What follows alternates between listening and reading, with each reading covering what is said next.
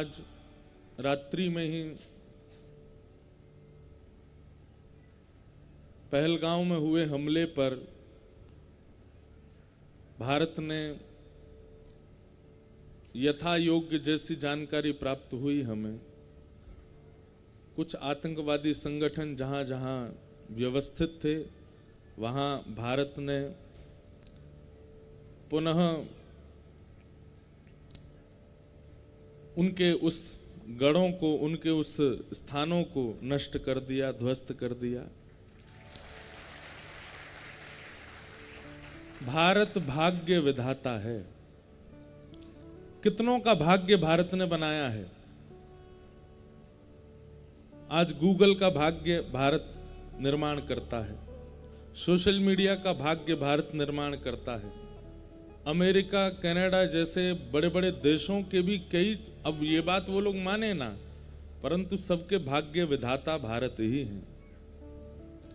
भारतीय अगर ना होते तो देश में कई सारे ऐसे देश हैं उनका कोई अस्तित्व ही नहीं होता अगर भारत ना होता तो। हम आप सब लोग परम सौभाग्यशाली हैं कि ऐसे भारत में जन्म लिया है हमने। श्रीमद् भागवत के पंचम स्कंद में तो देवता कहते हैं ठाकुर जी से कि धन्य हैं जिनका जन्म भारत में होता। देवता कहते हैं, बोले इनको तीर्थ भी मिलते हैं, पवित्र नदियां भी मिलती हैं, सब प्रकार के मौसम भी मिलते हैं। सबसे बड़ी बात, इनको सत्संग कथा श्रवण करने को मिलता है। कितने धन्य हैं भारत के लोग। यहां पर मेधावी आधुनिकताओं से युक्त बुद्धि भी है लोगों के पास, और आध्यात्म जगत की खुशबू भी है लोगों के पास। भगवान रक्षा करे। संभवतः कुछ योजनाएं युद्ध की बन सकती हैं।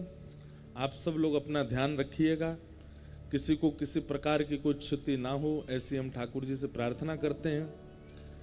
ठाकुर जी से प्रार्थना की जो भी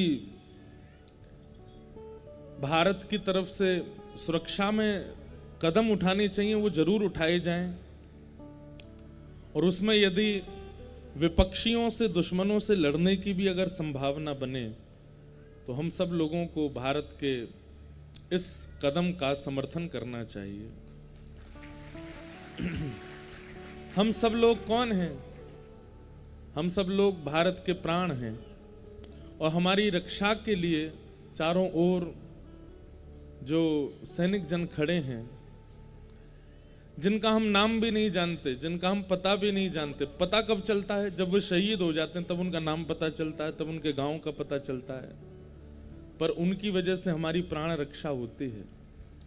हम आज बिना महाराज जी से पूछे, बिना किसी से पूछे, इस संपूर्ण कथा का फल उन समस्त सैनिकों को प्रदान करते हैं जो